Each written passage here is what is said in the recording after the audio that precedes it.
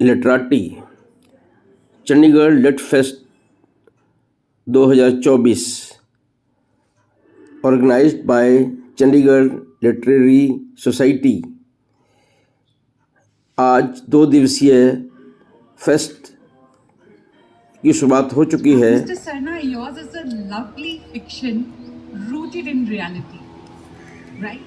And so it brings us to the Jallianwala Bagh massacre. But you've also written at the beginning that you wanted to write about World War I, about the massacre, and also the freedom fighters, the revolutionaries. So did it influence the choice of your characters? Because your book is being told through many characters. Thank you to Literati and the Chandigarh Literary Society for bringing me back here. I was here about 10 years ago for your 2013 session. Great pleasure to be here. And I won't repeat what Kishwar has already said because time is short. But I think from what you have said, Kishwar, in my book, I felt the same, that there was much else happening. So my lens is even wider. It is beyond Jallianwala Bagh, and that's how I come to your question.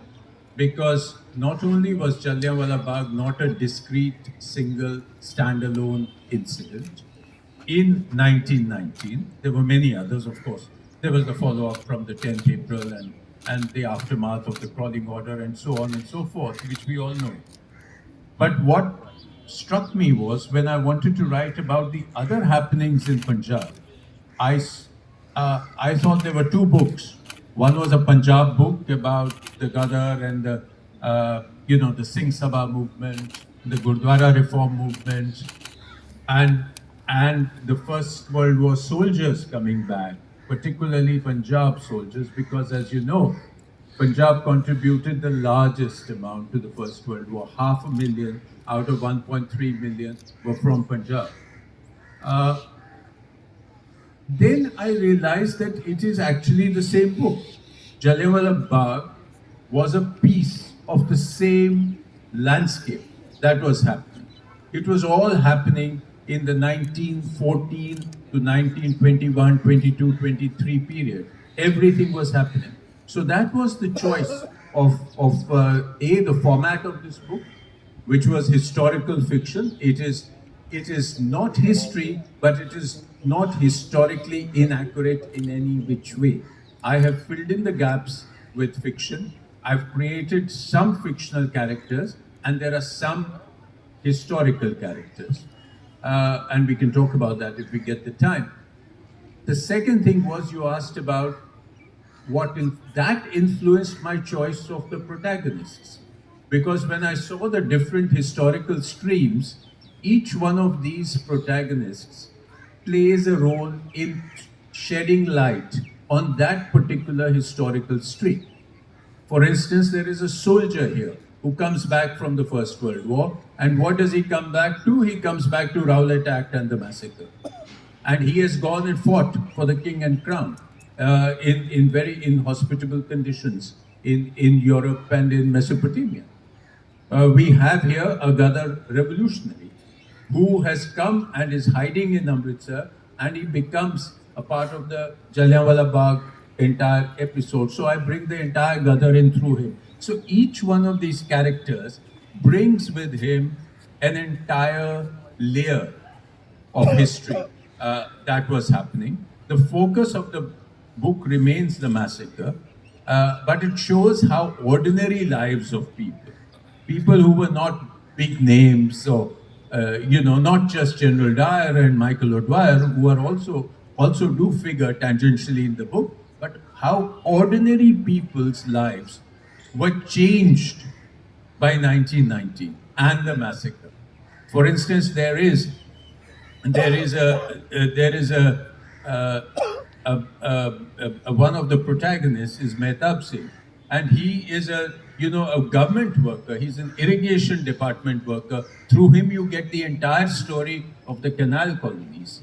But after he goes through Jallianwala Bagh, he sees how his son, who is the soldier, comes out of that, and he himself is taken away by Dyer as a prisoner. He leaves his job and he becomes an activist of the Gurdwara reform movement. Now, the Gurdwara reform movement was not just a movement on its own. It was part of the larger non-cooperation of the Gandhis. So when they first got the keys of the Golden Temple from the British appointed DC appointed Cerebra of Golden Temple, somewhat like Ishwar's from a different angle, was that there were many pieces happening. And I have tried in this book to bring as much of it as possible, including the revolutionaries. And Kishore, you've mentioned how the protest against Rowlatt Act, it was very united. That there was no difference, there was no divisions. So tell us about it.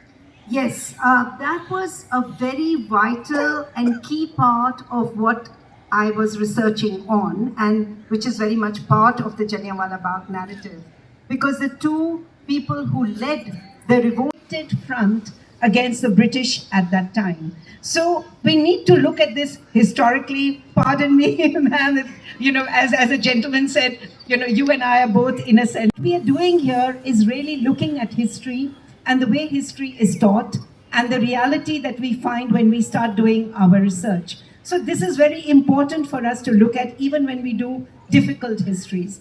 So what I discovered was that in the Gurdwaras, for example, in the mosques, even in Lahore, the people who were gathered there against the Rowlatt Act were both Hindus and Muslims and often Sikhs all together.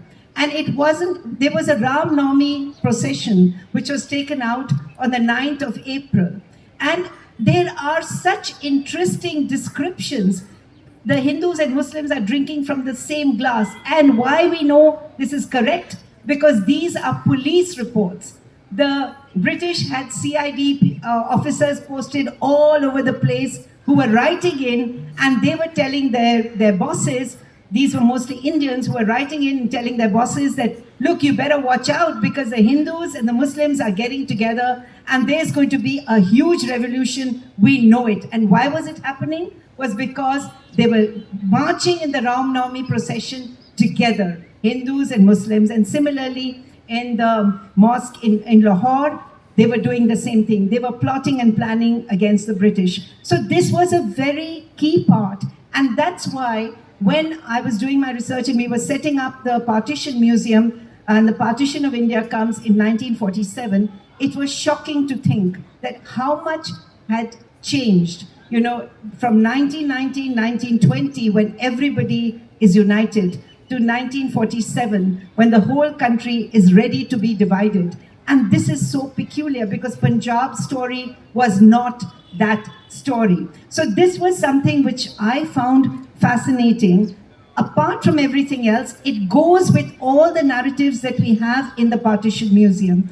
जो बुजुर्ग लोग हैं जिनको याद हैं कि लोग कैसे रहते थे, और जैसे हम पहले कह रहे थे कि ये फेस्टिवल की एक खास बात ये भी है कि हम इधर उर्दू में बोलते हैं, हिंदी में बोलते हैं, पंजाबी में बोलते हैं, अंग्रेज़ी में बोलते हैं, सभी भाषाओं की रिप्रेजेंटेशन है जो पंजाब की भाषाएं हैं।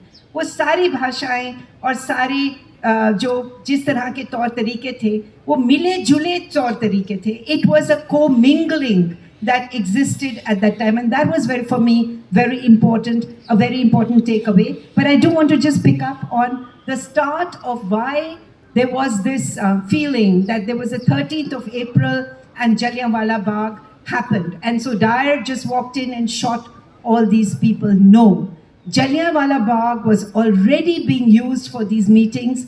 It was a space where people met, they protested. The British were well aware of this. Everybody knew about this. So the fact that Dyer came in, and that is why the whole conspiracy theory comes up, that he was specially brought in. Why? Because in the previous days, on the 10th of April, there were 5 British people who were killed in Amritsar. And this was a moment that had never taken place before in Punjab. And they had been killed. Why? Because Gandhi was stopped from entering into Punjab. Satyapal and Saifuddin Kichlu were arrested and taken to the DC's house, the same DC's house that I happened to visit, so many years later. And then they were taken into captivity. people came out on the streets protesting. In the protest, the British mistakenly, there was a DC there who just got extremely nervous. He was young, he had just come in, Irving, and he ordered a shooting on the people. This was on the 10th of April. So this goes completely unrecorded, how that happened. The nervousness then came from the British, and O'Dwyer, who was known for his repressive attitude towards. Now, see, it isn't like it's an all good or all bad story. We do have Montague coming in, the Chelmsford Montague reforms, Montague coming in 1918, and he talks about that how much he is trying to get people to look at giving Indians more power. But he also comments that there is this person called O'Dwyer, who is based in Amritsar, who refuses to look upon Indians, he was based in Lahore, who looks upon Indians as, not capable of handling handling political power. So it's not all gray, it's not all white, but it is the situation that is coming up almost all over India, and Punjab becomes almost like a place where repression is carried out day to day because the British are nervous that this may be the overthrow of the empire that is being plotted here. And I take your point about the soldiers returning, because they had already seen that they were fighting for democracy abroad. That's and when right. they come back, they're facing this repression. Right. Yes, and actually, I'll wait for your question, but just to, slightly differ on this, actually, a lot of this is recorded. And it's recorded in the Hunter Commission, which is available. Which I've quoted a lot in my book. Yeah, of course. But the entire thing of the build-up, as well as in the Gandhi Inquiry Committee, you get this connection from the beginning of the Satyagraha. There were incidents in Delhi, there were incidents in Calcutta, and Gandhi was, as you rightly said, stopped. So, there was a lot of tension building up, and essentially Punjab was the focus of this activity. Nowhere else did you have this entire collection of the revolutionary spirit. And Michael O'Dwyer, was the epitome of what has been called the Punjab style of administration. This is a colonial word. I'm sorry, but you asked the question. No, you've written about it. Yes. You have 2 British protagonists in your book, right? Out of the 9 protagonists, 2 are British, and I've been asked this question very often, and this I take Ishwar's point entirely, that there was no black or white, a lot of things were grey. So I deliberately chose those 2 British protagonists, because I wanted to show, I did not want to use Dyer and O'Dwyer directly. So these 2 are witnesses. One is a witness to Dyer, one is a witness to O'Dwyer. So the witness to Dyer is based on the ADC to Dyer, who was standing behind him when he ordered the shooting. The ADC's name was Sergeant William Anderson. And he left a scrap of a memory. It's just 1 paragraph, which his family then gave it to a writer. And that is available in the library, a British library, and other places. I took that scrap of memory and made my Sergeant Nicholas Williams. And that is entirely fictional. I gave him an entirely fictional life, except for that moment when he is standing behind Dyer. So he becomes the witness to what Dyer said, how the police officers with him reacted. There was one person who tugged at his elbow and said, are we firing? And Dyer pushed him off. There was one police officer who couldn't take it, a British police officer. He left it because he was nauseous at what was happening. So all this comes through William Anderson's, my character of William Anderson's, which is Nicholas Williams. And I realized that William Anderson belonged to the London Cyclists Regiment. So I traced the entire story of the London Cyclist Regiment, how they came, when they came, where all they served, and how this young sergeant happened to be at that critical point. The other British character is the Chief Secretary of Punjab. And my character is called Hugh Potter.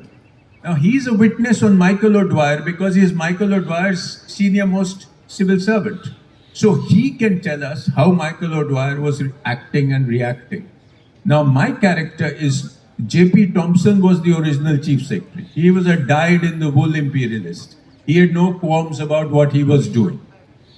But that would not have been an interesting fictional character.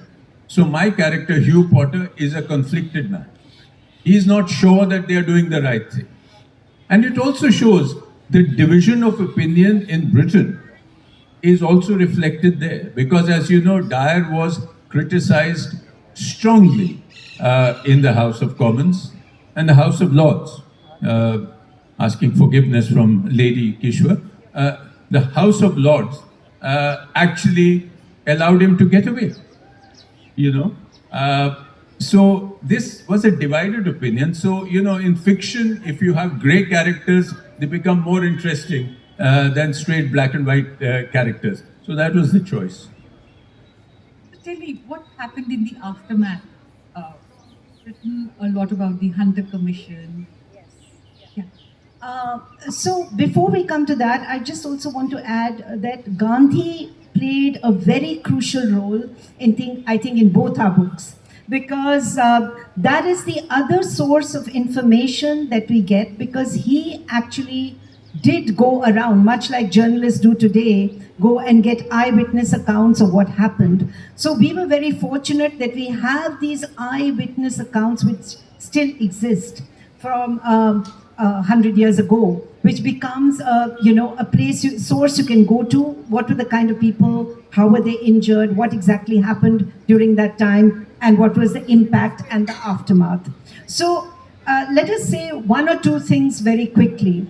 What was the aftermath? When people talk about the aftermath of the Jallianwala Bagh massacre, we often are left thinking that this was a political game, and the aftermath is mainly about how the British managed to circumvent any kind of trouble coming their way.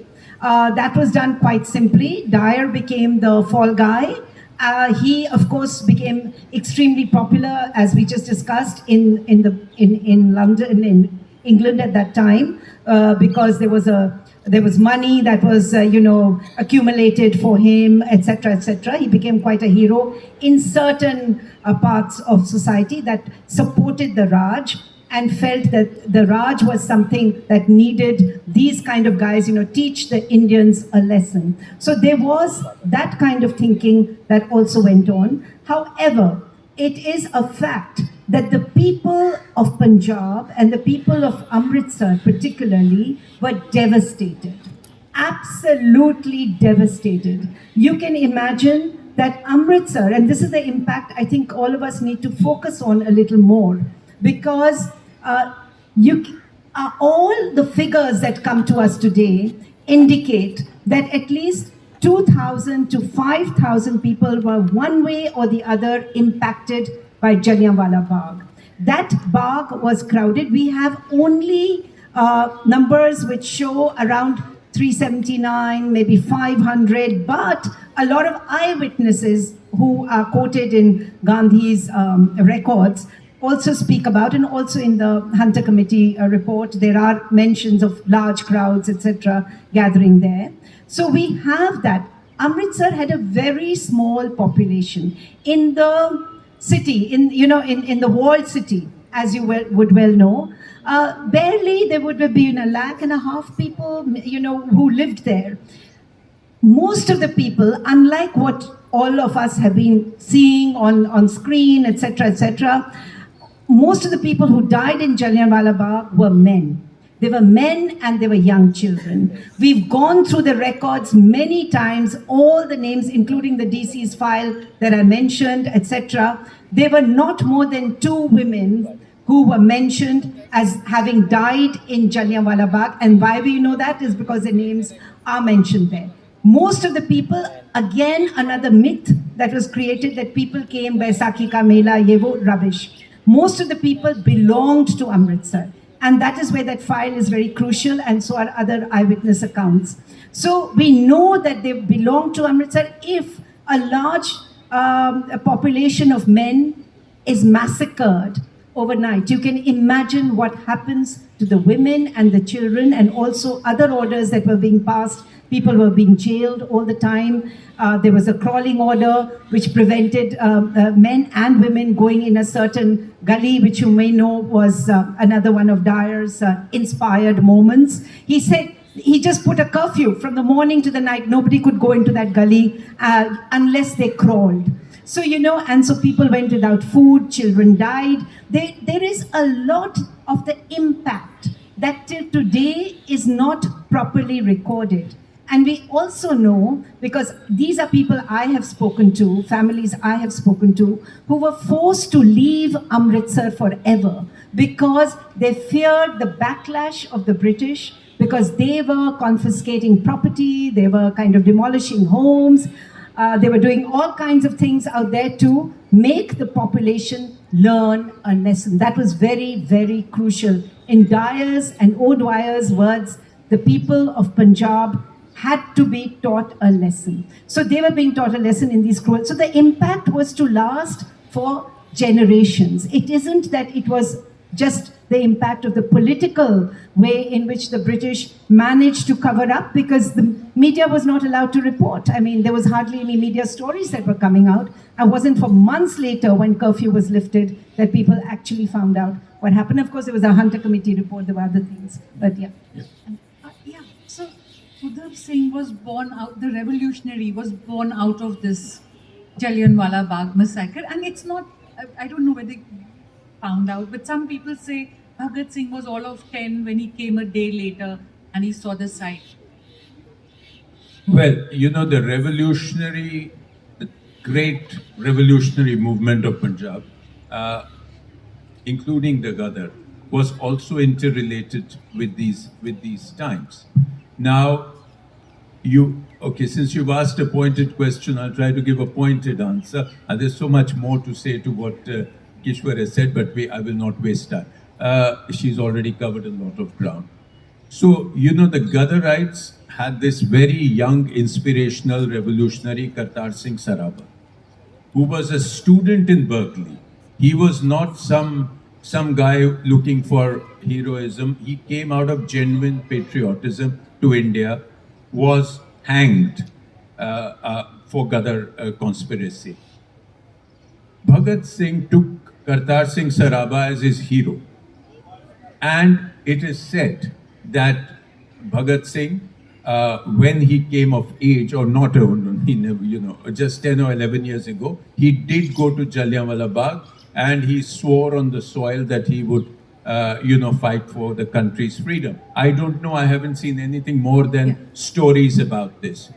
There's no evidence. The third man was Udham Singh, who treated Bhagat Singh as his guru. And this is recorded. And it's Udham Singh is the most shadowy character in this book, because he was an expert. He had trained himself to live like a shadow. He had multiple identities, multiple passports, multiple names. He was Udham Singh, he was Uday Singh, he was Sher Singh, he was Frank Brazil, he was Ram Mohammed Singh, which was tattooed on his arm. He was everything to everybody. But that was the man. So he treated Bhagat Singh as his guru. He kept a photograph of it in his pocket and was seen, dancing like a darwish. And that scene is described here with Bhagat Singh as his guru. I will. But so Udham Singh, there's only one point I want to make. There is so much, the difference between history, historical fiction, movies. There is no evidence that Udham Singh was in Jallianwala Bagh. I can say confidently, I have gone through every scrap of paper on Udham Singh. I have a cupboard full of Udham Singh. But there is no evidence that he was there. Yet you see a movie which has been a big success, in which not only is Udham Singh there, but he sort of single-handedly picks up all the wounded and takes them to hospital on a redi. I mean, you got to be joking. And they never did take them. There were no they hospitals. They were not allowed to take them. They died on the lanes. They died where they lay down. Udham Singh, in fact, in my book, he is not in Jallianwala Bagh. He is in East Africa, and I have the evidence of his trial. When just before he was sentenced, after he was sentenced to death, he says, "I don't know who was the governor." I mean, he was facing death. And they asked him, he said, "I don't know who was the governor of Punjab, I was in East Africa." Now, he had no reason to lie at that moment. In fact, if he had said, "Yes, I was there and I want revenge," then of course. So if you want, I can read out Udham Singh. Should I read out? Okay, I'll read out just the last bit.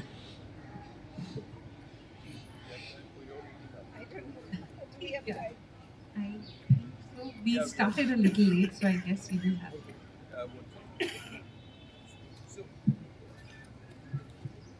Now, I've used Udham Singh's, there isn't much to go by on his life, except his trial, his letters, and the memories of his companions or the descendants of his companions. So I've used all those to create a diary of Udham Singh, in which is the only protagonist here who speaks in his own voice. So I'm going to just use the last scene was in Pentonville Prison in London. I actually went and visited Pentonville Prison. I went to the room where he was hung, and his body was dropped down, and his body was removed and buried in a little patch, unmarked grave. There was a patch where everybody who was hung there used to be buried there in layers. And for 34 years, his body lay there until we decided as Government of India in 1974, based on the Government of Punjab's recommendations, that we get his remains back. And then they were taken out, brought back here, and given all the due honors. So this is from his diary in Pentonville Prison.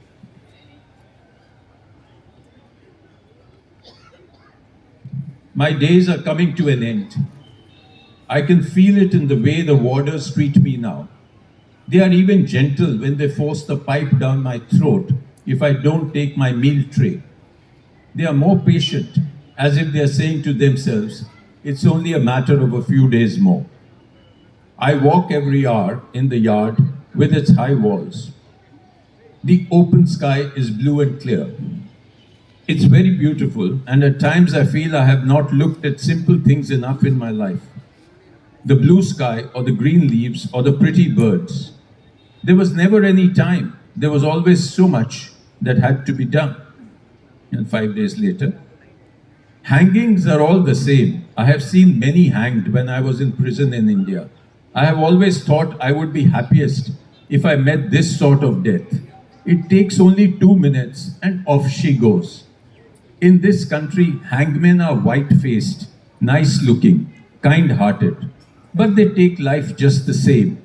Their Lord Jesus was hanged from a cross with nails in his hands and feet, so I say only the good get away with that death. These white-faced hangmen will come quietly on the morning that is selected by the High Sheriff for prisoner 6828. I have seen the steps by which they will come. Metal steps covered with a rubber mat, so I won't hear their footsteps and become difficult. But I am prepared.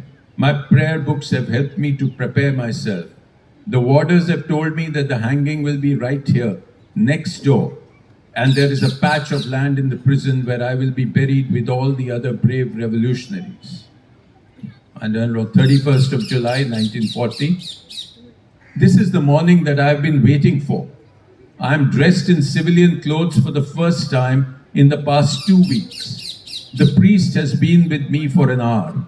He has been talking to me of the God that awaits me on the other side of this journey. But I am only waiting to see Bhagat.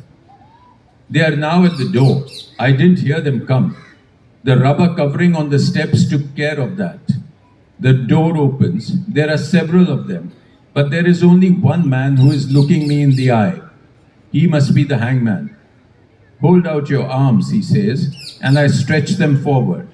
I feel nothing, only a very deep calm. He quickly pulls my arms behind my back and ties them at the wrist. The leather of the strap is soft and gentle. They have moved the wardrobe in the room, and behind it is a green metal door. It opens, and I can see the rope in the next room. This is the rope to which I am to be wed. Come with me, lad, you'll be all right, says the hangman, and leads me into the other room. I feel the warders gently holding my elbows as I step forward. They don't push me, they don't need to. There is a line made with chalk under the rope before which they make me stand. Another man ties my ankles together with a leather strap. I see the others in the room standing in line looking at me. The hangman is in front of me. He whips out a white handkerchief from his pocket. No, it's a white sack that he opens out. The sack is over my head, even as the priest is saying the prayers. I see nothing more. I feel the noose around my neck, loose at first and then tight. Then the ground opens under my feet. I have become immortal. I have become one with Bhagat Singh. I think, I'm sorry, we seem to have run short of time, but do we have enough for question and answers from the audience? No? Okay. Thank you so much for listening in, and thank you so much to the authors. It was wonderful listening to both of you, and please go and pick up the books. They are brilliant, completely outstanding. Thank you. Thank you so much. Thank you. Thanks. Featuring so heavily. The German word is Vergangenheitsbewältigung, which essentially means coping with the past. And coping with the past is something that languages which are born out of Sanskrit have taken into their lexicon. However, as a country, we must give our flowers to the United Kingdom, which goes above and beyond its call of duty to remember the soldiers who've lost their lives fighting in the name of the empire, not of a country, not of a region, but have gone above and beyond the call of duty. So as a country, as an independent country, although a part of the Commonwealth, what can India do to remember the soldiers who fought for the empire, but perhaps fought for themselves as well? Thank you. Well, it's a very good question, and I'll try to be very brief, and then perhaps Kishore, if you would like to add something. About 10 years ago, a huge project was started by the United Services Institute, as well as the MEA, and partly then also the MOD in different aspects. And we commemorated the memory of the soldiers who died in First World War to mark the centenary, not just in India. Films were made, books have been brought out, as well as in all the major battle theaters in Europe, in Ypres, in Flanders, etc. And of course, in the UK. And the important point is, with the cooperation of the host countries. So it was a great opportunity. There was some amount of controversy, I must tell you, some amount of holding back to say, oh, they didn't fight for the Indian flag, they fought for the British flag, they were mercenaries. But this was a minority. Mostly people all came behind it, because the important point that was made was that no matter which flag, there was only one flag at that time. No matter which flag they fought for 11 rupees a month, they were not mercenaries. And it was Indian blood which was shed on those battlefields. So India should honor them, and therefore everybody came together to do so. Members of a community, the NGO that I set up, where we set up the Partition Museum, we do the history of India as it leads up to the partition, and there we honor and we give the history of World War I, World War II, with photographs and whatever we could find of those who fought, as he said, under that one flag. But we did talk about the fact that these were Indians, and the conditions under which they fought. We know a lot more about those conditions now, how many of them could not even eat the food that was provided for them there, and the difficult times that they had. But to be fair to the British, I have to say that a lot of the documentation and the records that are maintained, which enable all of us to do the research, come from the British Library, come from including the British soldiers who took a lot of the photographs that we are using now at that time. So there is so we are in terms of documentation, I think India still needs to do a bit of catching up. As I told you, the difficulty I had even in getting the proper names of the people who died in Jallianwala Bagh, despite the fact that we commemorate it at every gathering, every political gathering we talk about it, but we still don't have the names. We had to sit and correct the spellings of many of the names that have been wrongly written elsewhere. So let's learn a few lessons and realize that there are things to be documented. Yes. Hindi में थी और बहुत ही बढ़िया पुस्तक है। आप सबको बताएं कि बेस्ट सेलर ये पुस्तक है और उसका अनुवाद हुआ है, बहुत बढ़िया अनुवाद हुआ है। और इस समय सभी मंच पर आपके सामने तालियां जोरदार होनी चाहिए। आपको बताएं कि लम्हों की शबनम मैडम की बेस्ट सेलर रचना है, जिसमें उनकी कविताएं, उनके भाव उमड़े हैं। मैं तह दिल तो शुक्रगुजार हाँ डॉक्टर माधव कौशिक जी का, ਜਿਹੜੇ ਪ੍ਰੈਜ਼ੀਡੈਂਟ ਨੇ ਸਾਹਿਤ ਅਕੈਡਮੀ ਦਿੱਲੀ ਦੇ, ਜਿਹੜੇ ਇਸ ਕਿਤਾਬ ਨੂੰ ਅੱਜ ਸਾਡੇ 'ਚ ਰਿਲੀਜ਼ ਕਰ ਰਹੇ ਨੇ। ਸਰਨਾ ਸਾਹਿਬ ਔਰ ਬਹੁਤ ਹੀ ਨਾਮਚੀਨ ਹਸਤੀਆਂ ਅੱਜ ਇਸ ਕਿਤਾਬ ਨੂੰ ਰਿਲੀਜ਼ ਕਰ ਰਹੀਆਂ ਨੇ। ਇਸ ਤੋਂ ਵੱਧ ਖੁਸ਼ੀ ਦੇ ਪਲ ਮੇਰੇ ਲਈ ਹੋਰ ਕੋਈ ਨਹੀਂ ਹੋ ਸਕਦੇ। ਜਦੋਂ ਇਹ ਕਿਤਾਬ ਰਿਲੀਜ਼ ਹੋਈ ਸੀ ਮੈਡਮ ਦੀ ਲਮਹੋਂ ਕੀ ਸ਼ਬਨਮ, ਤਾਂ ਉਸ ਰਿਲੀਜ਼ ਸਮਾਗਮ ਵਿੱਚ ਵੀ ਮੈਂ ਹਾਜ਼ਰ ਸੀ। ਔਰ ਇਹ ਕਵਿਤਾਵਾਂ ਇੰਨੀਆਂ ਖੂਬਸੂਰਤ ਸੀਗੀਆਂ ਜੋ ਉੱਥੇ ਪੜ੍ਹੀਆਂ ਗਈਆਂ, ਇਹ ਮੇਰੇ ਦਿਲ ਨੂੰ ਟੁੰਬ ਗਈਆਂ ਸਨ। ਮੈਂ ਸੋਚਿਆ ਵੀ ਕਿਉਂ ਨਾ ਇਹ ਪੰਜਾਬੀ ਪਾਠਕਾਂ ਤੱਕ ਵੀ ਪਹੁੰਚਣ, ਇਸ ਲਈ ਮੈਂ ਇਹਨਾਂ ਕਵਿਤਾਵਾਂ ਨੂੰ ਪੰਜਾਬੀ ਵਿੱਚ ਅਨੁਵਾਦ ਕੀਤਾ, ਜਿਨ੍ਹਾਂ ਦੀ ਕਿਤਾਬ ਅੱਜ ਤੁਹਾਡੇ ਸਾਹਮਣੇ ਹੈ। ਇਸ ਕਿਤਾਬ ਦਾ ਨਾਮ ਪਲਾਂ ਦੀ ਸ਼ਬਨਮ। ਪਦਮ ਸ਼੍ਰੀ ਸੁਰਜੀਤ ਪਾਤਰ ਜੋ ਸਾਡੇ ਵਿੱਚ ਨਹੀਂ ਹਨ, ਉਹਨਾਂ ਨੇ ਔਰ ਡਾਕਟਰ ਕੌਸ਼ਿਕ ਸਾਹਿਬ ਨੇ ਮਿਲ ਕੇ ਇਸ ਕਿਤਾਬ ਦਾ ਨਾਮ ਸੁਜੈਸਟ ਕੀਤਾ ਸੀ। ਔਰ ਅੱਜ ਬੇਹੱਦ ਖੁਸ਼ੀ ਦਾ ਦਿਨ ਹੈ। ਬਹੁਤ ਬਹੁਤ ਮੁਬਾਰਕਾਂ ਮੈਡਮ ਡਾਕਟਰ ਸੁਮਤਾ ਮਿਸ਼ਰਾ ਜੀ ਨੂੰ ਔਰ ਉਹਨਾਂ ਦੀ ਟੀਮ ਨੂੰ ਅਤੇ ਲਿਟਰੇਟੀ ਨੂੰ, ਜਿਨ੍ਹਾਂ ਨੇ ਸਾਰੀਆਂ ਲੈਂਗੁਏਜ ਨੂੰ ਨਾਲ ਲੈ ਕੇ ਚੱਲ ਰਹੇ ਨੇ ਤੇ ਪੰਜਾਬੀ ਦਾ ਵੀ ਮਾਣ ਪੂਰਾ ਵਧਾਇਆ ਹੈ। ਅੱਜ ਮੇਰੀ ਕਿਤਾਬ ਰਿਲੀਜ਼ ਹੋਈ ਹੈ। बहुत बहुत मुबारक मैडम, धन्यवाद। पंजाबी की ये पुस्तक है, सरबजीत सिंह मदान जी की पुस्तक है, जिसका विमोचन हो रहा है। जोरदार तालियां आप सबकी तरफ से होनी चाहिए। सरबजीत सिंह मदान साहब कई भाषाओं में लिखते हैं और वाद्य यंत्रों से बहुत प्यार इनको है। बहुत बड़ा भंडार वाद्य यंत्रों का इनके पास भी है और इस पुस्तक में मानवीय संवेदनाओं को, मानवीय भावनाओं को बहुत खूबसूरती के साथ आधार बनाकर इन्होंने व्यक्त किया है। I work for a company called Red Hat, which is an IBM company. I want to start by first of all thanking Literati. This is my first time in a literary festival, so I'm very happy, and I want you to live this moment with me. I want to thank Dr. Smita Mishra for giving a platform for poets like us the first time, and for her she's done so many, and ma'am, for us it's a first time, and I'll always remember it was in Chandigarh with Literati. Thank you so much. I want to thank all the audience, ਤੇ ਮੈਂ ਪਰਮਾਤਮਾ ਦਾ ਸ਼ੁਕਰਗੁਜ਼ਾਰ ਹੋਵਾਂਗਾ ਕਿ ਉਹਨੇ ਮੈਨੂੰ ਆ ਮੌਕਾ ਬਖਸ਼ਿਆ to kind of write a book, something which I was scribbling on somewhere in a note, somewhere else. I could pen it up. There are three things which define me. One of them is poetry, the other is singing, and the third is instruments. My son counted, I have 14 instruments in my house. I live in Dwarka daily. So if ever you are in Dwarka, you are most welcome to come to my home. You'll find all the instruments spread around. I know there's a time which I need to respect, so I'm just going to read few of my poems here, which will give you a glimpse of what I do. Right? So please be with me. Jehdi pehli kavita which I will read, it's called ਉਹ ਕਹਿੰਦੇ ਮੈਂ ਤੇਰੇ ਵਰਗਾ।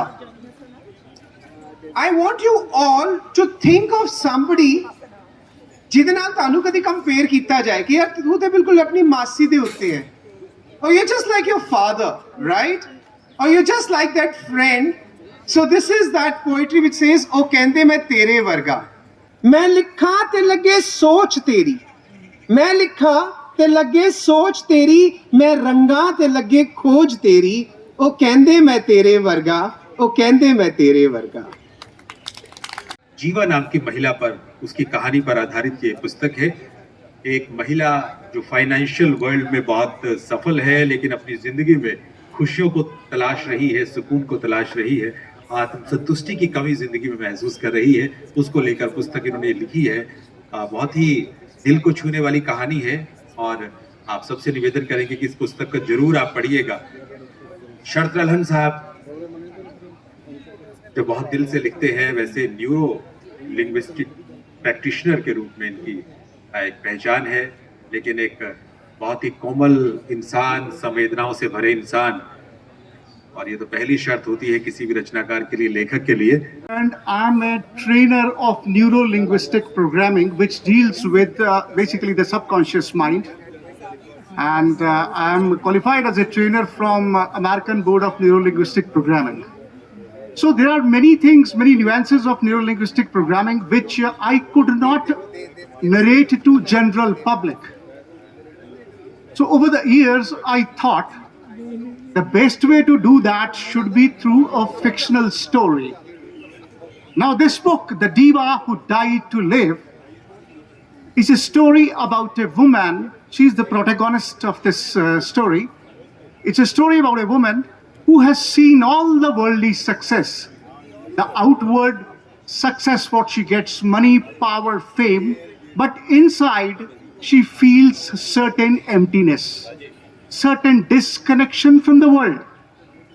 And then comes the lockdown, the COVID-19 pandemic, where she faces the ultimate reality.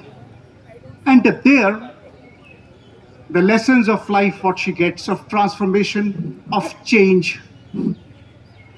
I mean, they are the path-breaking things in her life which change her.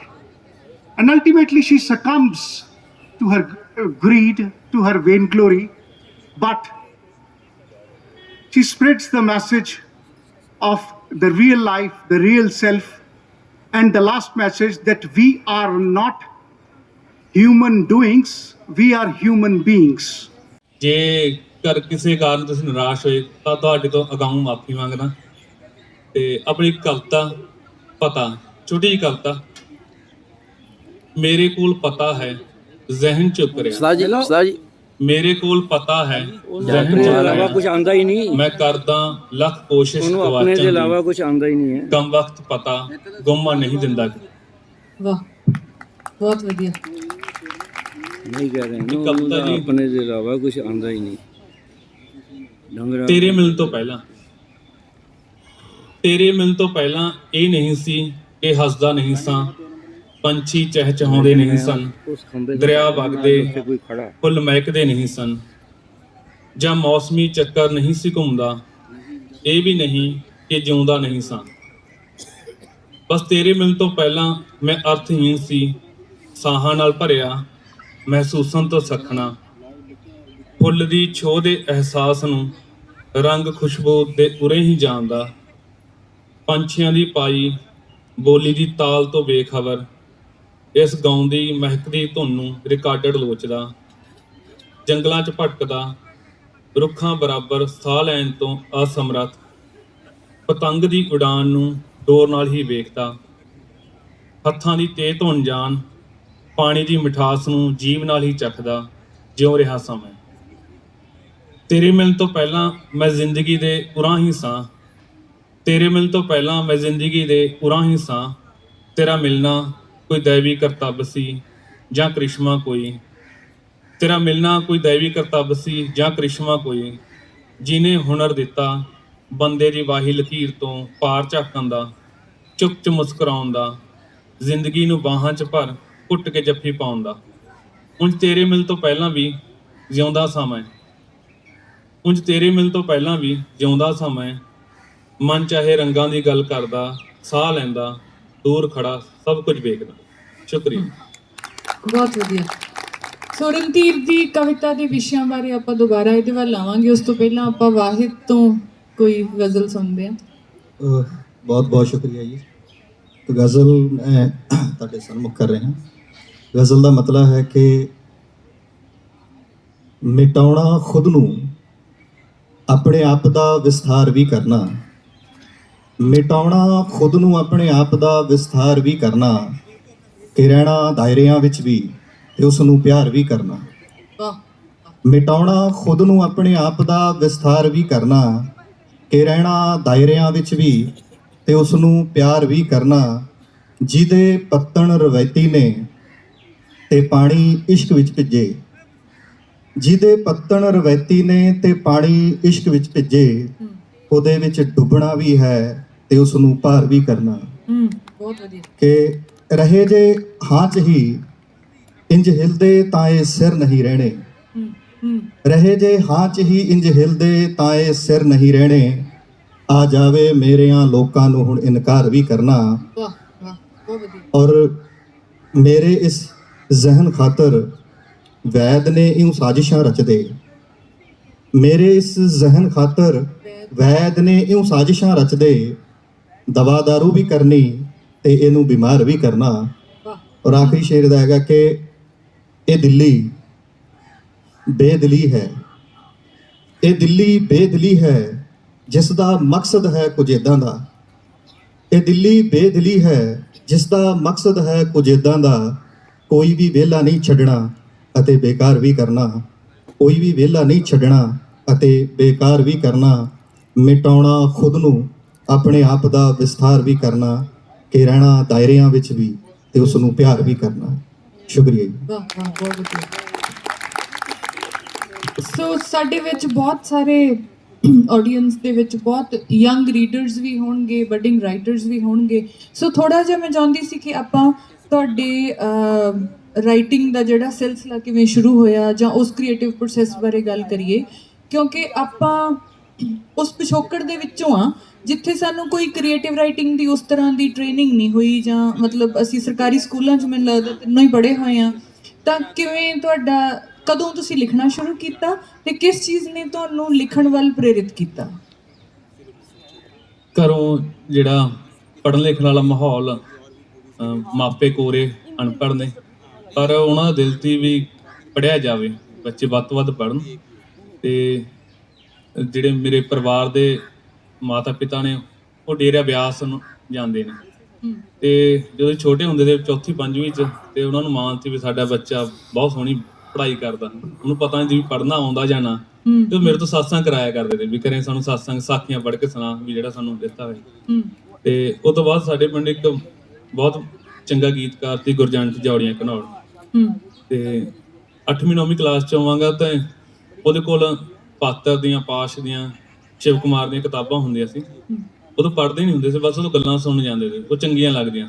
ਅਤੇ ਜਦੋਂ 9ਵੀਂ class 'ਚ ਤਾਂ ਬਲਕਾਰ ਔਲਖ ਪੰਜਾਬੀ ਦਾ ਚੰਗਾ ਗਜ਼ਲ ਗੋਆ, ਉਹ ਸਾਡੇ ਸਕੂਲ 'ਚ ਟੀਚਰ ਵਜੋਂ ਆਇਆ, ਅਤੇ ਉਹਨੇ ਸਾਨੂੰ ਲਿਟਰੇਚਰ ਨਾਲ ਜੋੜਿਆ। ਅਤੇ ਉਹ ਤੋਂ ਬਾਅਦ ਲਗਾਤਾਰ ਜਿਹੜਾ ਸਾਹਿਤ ਨਾਲ ਜੁੜੇ ਹੋਏ ਹਾਂ। ਅਤੇ 9ਵੀਂ 10ਵੀਂ ਕਲਾਸ ਦੇ ਵਿੱਚ ਹੀ ਕਿਉਂਕਿ ਬਲਕਾਰ ਨੇ ਪਾਸ਼ ਪੜ੍ਹਾਇਆ, ਅਤੇ ਇਹ ਵੀ ਇੱਕ ਸੰਕਟ ਹੁੰਦਾ ਸਾਡੇ ਉੱਤੇ ਜਦੋਂ ਅਸੀਂ ਕਿਸੇ ਲੇਖਕ ਦਾ ਪ੍ਰਭਾਵ ਕਬੂਲਦੇ ਹਾਂ ਤਾਂ ਹੂ ਉਹਦੇ ਵਰਗੀਆਂ ਕਵਿਤਾਵਾਂ ਲਿਖਦੇ ਹਾਂ। ਅਤੇ ਉਹ ਲਗਭਗ 3 ਜਾਂ 4 ਸਾਲ BA ਦੇ ਫਸਟ ਈਅਰ ਜਾਂ ਸੈਕਿੰਡ ਈਅਰ ਤੱਕ ਮੈਂ ਪਾਸ਼ਨੂਆਂ ਹੀ ਕਵਿਤਾਵਾਂ ਲਿਖਦਾ ਰਿਹਾ, ਅਤੇ ਉੱਥੋਂ ਲਗਾਤਾਰ ਇਹ ਪ੍ਰੋਸੈਸ ਜਾਰੀ ਹੈ। ਸ਼ੁਕਰੀਆ। ਹਾਂ, ਇਹ ਬਹੁਤ ਮੈਨੂੰ ਬਹੁਤ ਸੋਹਣੀ ਗੱਲ ਲੱਗਦੀ ਆ, ਫੈਸੀਨੇਟਿੰਗ ਲੱਗਦੀ ਆ ਕਿ ਅਸੀਂ ਬਾਅਦ 'ਚ ਜਦੋਂ ਲਿਖਣਾ ਸ਼ੁਰੂ ਕਰ ਦਿੰਦੇ, ਜਿਉਂ-ਜਿਉਂ ਅਸੀਂ ਰਿਫਾਈਨਡ ਹੁੰਦੇ ਜਾਂਦੇ ਹਾਂ, ਅਸੀਂ ਜਿੰਨੇ ਮਰਜ਼ੀ ਵੱਡੇ ਵਿਸ਼ੇ ਐਕਸਪਲੋਰ ਕਰਦੇ ਰਹੀਏ, ਪਰ ਜਦੋਂ ਪਿੰਡ ਦੇ ਵਿੱਚ ਜਿਹੜੀ ਹੈ ਨਾ ਗੁਰਦੁਆਰੇ 'ਚੋਂ ਸਪੀਕਰ 'ਚੋਂ ਆਵਾਜ਼ ਆਉਂਦੀ ਆ, ਚਾਹੇ ਉਹ ਬਾਬਾ ਫਰੀਦ ਦੇ ਸਲੋਕ ਆ, ਚਾਹੇ ਉਹ ਗੁਰਬਾਣੀ ਆ ਗੁਰੂਆਂ ਦੀ, ਅਤੇ ਉਹਦਾ ਅਸੀਂ ਪ੍ਰਭਾਵ ਕਬੂਲੇ ਬਿਨਾਂ ਜਾਂ ਉਸ ਤਰ੍ਹਾਂ ਸਾਡੇ 'ਚ ਪਹਿਲਾਂ ਕਵਿਤਾ ਸਾਡੇ ਕੰਨਾਂ ਦੇ ਵਿੱਚ ਪੈਂਦੀ ਆ, ਉਹਦੀ ਸਾਨੂੰ ਗੁੜਤੀ ਮਿਲਦੀ ਆ, ਅਤੇ ਉਹ ਕਿਤੇ ਨਾ ਕਿਤੇ ਸਾਡੇ 'ਤੇ ਰਹਿੰਦਾ ਹੀ ਆ। ਅਤੇ ਵਾਹਿਦ, ਤੁਹਾਡਾ ਕਿਵੇਂ ਸਿਲਸਿਲਾ ਸ਼ੁਰੂ ਹੋਇਆ ਲਿਖਣ ਦਾ? ਮੇਰਾ ਜੋ ਪਿਛੋਕੜ ਆ ਉਹ ਤਾਂ ਮੇਰਾ ਤੇ ਰਣਧੀਰ ਦਾ, ਤੁਹਾਡਾ ਆਪਣਾ ਸਾਰਿਆਂ ਦਾ ਇੱਕੋ ਜਿਹੀ ਆ, ਕਿਉਂਕਿ ਪਿੰਡਾਂ 'ਚੋਂ ਆ, ਅਤੇ ਇਸ ਕਰਕੇ ਮੇਰਾ ਜਿਹੜਾ ਵਾਹ ਪਿਆ ਉਹ 2005 ਤੋਂ ਬਾਅਦ ਮਤਲਬ ਸ਼ੁਰੂ ਹੁੰਦਾ ਹੈ ਕਿ 2005 ਦੇ ਵਿੱਚ ਮੇਰਾ ਇੱਕ, ਮੈਂ ਬਹੁਤ ਵਾਰੀ ਇਹ ਗੱਲ ਬੋਲ ਚੁੱਕਿਆ, ਤੇ ਮੇਰਾ ਇੱਕ ਐਕਸੀਡੈਂਟ ਹੁੰਦਾ ਜਿਹਦੇ ਦੇ ਚਲਦਿਆਂ ਮੈਨੂੰ ਤਕਰੀਬਨ 2-2.5 ਸਾਲ ਜਿਹੜਾ ਹੈਗਾ ਉਹ ਕੰਪਲੀਟ ਬੈੱਡ ਰੈਸਟ ਹੈ ਜਿਹੜੀ ਉਹ ਕਰਨੀ ਪੈਂਦੀ ਹੈ। ਤਾਂ ਉਹ ਇੱਕ ਇਸ ਤਰ੍ਹਾਂ ਦਾ ਐਕਸੀਡੈਂਟ ਹੈ ਕਿ ਮੈਨੂੰ ਮਤਲਬ ਮੈਂ ਨਿਰਾਸ਼ ਵੀ ਹਾਂ, ਹੈ ਨਾ, ਮੈਨੂੰ ਸਮਝ ਨਹੀਂ ਆ ਰਹੀ ਕਿ ਵੀ ਮੈਂ ਦੁਬਾਰਾ ਤੁਰਦਾ ਹੋ ਵੀ ਪਾਊਂਗਾ, ਸਿੱਧਾ ਤੁਰ ਫਿਰ ਵੀ ਸਕੂੰਗਾ ਜਾਂ ਨਹੀਂ। ਤਾਂ ਉਹਨਾਂ ਦਿਨਾਂ 'ਚ ਮੇਰੇ ਇੱਕ ਦੋਸਤ ਨੇ ਮੈਨੂੰ ਕੁਝ ਕਿਤਾਬਾਂ ਲਿਆ ਕੇ ਦਿੱਤੀਆਂ ਤੇ ਮੈਨੂੰ ਕਿਹਾ ਵੀ ਤੁਹਾਨੂੰ ਲਿਟਰੇਚਰ ਨਾਲ ਜੁੜਨਾ ਚਾਹੀਦਾ। ਤਾਂ ਮੈਂ ਆਪਣੇ ਮਤਲਬ ਟਾਈਮ ਪਾਸ ਲਈ ਕਹਿ ਲਓ ਜਾਂ ਜਿਵੇਂ ਵੀ ਮੈਂ ਆਪਣਾ ਪੜ੍ਹਨੀਆਂ ਸ਼ੁਰੂ ਕੀਤੀਆਂ। ਤਾਂ ਉਹਨਾਂ ਦੇ ਵਿੱਚੋਂ ਡਾਕਟਰ ਜਗਤਾਰ ਦੀ, ਸੁਰਜੀਤ ਪਾਤਰ ਹੋਰਾਂ ਦੀ ਤੇ ਸ਼ਿਵ ਕੁਮਾਰ ਬਟਾਲਵੀ ਦੀ ਕਿਤਾਬ ਉਹਨਾਂ ਨੇ ਮੈਨੂੰ ਦਿੱਤੀ। ਤਾਂ ਹੌਲੀ ਹੌਲੀ ਮੈਨੂੰ ਮਤਲਬ ਸ਼ੁਰੂਆਤ ਦੇ ਵਿੱਚ ਹਰ ਬੰਦੇ ਨੂੰ ਇੱਕ ਬੜਾ ਵੱਡਾ ਭੁਲੇਖਾ ਹੁੰਦਾ, ਉਹਨੂੰ ਲੱਗਦਾ ਕਿ ਬੰਦੇ ਨੂੰ ਜਿੰਨਾ ਦੁੱਖ ਹੋਊਗਾ, ਦਰਦ ਹੋਊਗਾ, ਉਨੀ ਸੋਹਣਾ ਉਹ ਲਿਖ ਲਊਗਾ। ਤੇ ਇਹ ਗੱਲਾਂ ਬਾਅਦ 'ਚ ਭਰਮ ਟੁੱਟ ਜਾਂਦੇ ਨੇ ਕਿ ਦੁੱਖ ਦਰਦ ਲੋਕਾਂ ਕੋਲੇ ਬਹੁਤ ਨੇਗੇ। ਤੇ ਇਸ ਟਾਈਮ ਤੁਹਾਡੀ ਉਮਰ ਕਿੰਨੀ ਸੀ? ਉਦੋਂ 18 ਸਾਲ। ਓਕੇ। ਤਾਂ ਮੈਂ ਆਪਣੇ ਉਸ ਫਿਜ਼ੀਕਲੀ ਜਾਂ ਮੈਂਟਲੀ ਜੋ ਪਰੇਸ਼ਾਨ ਸੀਗਾ, ਦੁੱਖ ਸੀਗੇ, ਉਹਨਾਂ ਚੋਂ ਨਿਕਲਣ ਵਾਸਤੇ ਜਾਂ ਕਹ ਲਓ ਵੀ ਸਰਵਾਈਵ ਕਰਨ ਲਈ ਮੈਂ ਲਿਟਰੇਚਰ ਨਾਲ ਜਾਂ ਸਾਹਿਤ ਨਾਲ ਜਾਂ ਗਜ਼ਲ ਨਾਲ ਜਿਹੜਾ ਜੁੜਿਆ। ਠੀਕ। लिटरेरी फेस्टिवल काफ़ी हाई लेवल के यहाँ पे ऑथर्स जो आए हैं सर, कैमरा तो थोड़ा सा एक इनकैप्सुलेट कर सकते हैं कि मतलब क्या खास रहा आज? एक तो चंडीगढ़ लिटरेरी सोसाइटी का ये जो लिटरेटी का ये 12वां संस्करण लगातार इतने वर्षों से करते आ रहे हैं, तो सबसे बड़ी बात तो ये है कि ये पहली ऐसी सोसाइटी है जो सारा साल काम करती है। बाकी ऐसी शहरों में आयोजन होते हैं वो एक ही आयोजन करते हैं, लेकिन नई पीढ़ी को सामने लाने के लिए पोइट्री कंपटीशन है, शॉर्ट स्टोरी कंपटीशन है, मीट दी आथर है, इनका हर महीने कुछ ना कुछ होता रहता है बड़ा आयोजन। तो इसका एक फ़ायदा ये हुआ कि वो जो 3 पीढ़ी के जो लेखक हैं वो चारों ज़बानों में लिखने वाले। पंजाब में आप देखेंगे कि हिंदी, पंजाबी, अंग्रेजी और उर्दू चारों ज़बानों के लोग एक साथ बैठते हैं, उठते हैं, लिखते हैं, डिस्कस करते हैं। तो पंजाब की ये जो आज इस बार का इन्होंने टॉपिक भी वही दिया है, सेलिब्रेटिंग क्रिएटिविटी। तो ये एक तरह का उत्सव है, सृजन को, लेखन को मनाने का उत्सव है। और इस उत्सव में आप देखेंगे कि 12 सालों में शायद ही कोई बड़ा लेखक बचा हो जो नहीं आया। तो इस बार भी इन्होंने इस तरह से चीज़ें जचाई हैं कि हर तरह का लेखन सामने आए, हिस्ट्री भी आए, फिक्शन भी आए, पोइट्री भी आए। और सबसे बड़ी बात यह है कि कम से कम 1 दर्जन किताबों का विमोचन भी हो रहा है। तो ये चीज़ें इसको एक कंप्लीटली जिसको कहना चाहिए ना कि साहित्य और संस्कृति के प्रति जो मैडम सुमिता मिश्रा का जो कमिटमेंट है, ये उसका मूर्त रूप कहना चाहिए। तो ये मूर्त रूप हर साल ये थोड़ा थोड़ा बढ़ता भी जा रहा है और बदलता भी जा रहा है। तो आप देखेंगे कि इस बार के जो टॉपिक्स है वो शुद्ध साहित्यिक होते हुए सामाजिक भी है, जलियांवाला बाग भी इसमें है। तो एक तरह से पूरे भारतीय समाज की मानसिकता, पूरे भारतीय साहित्य की सृजनात्मकता और नई पीढ़ी का लेखन, ये चारों चीज़ें एक साथ 2 दिनों इन्होंने इकट्ठा की। और ये गुलदस्ता है और इस गुलदस्ते की महक मुझे लगता है कि पूरे हिंदुस्तान में फैलेगी। धन्यवाद। जय Hind. Thanks for watching. Please like, share and subscribe.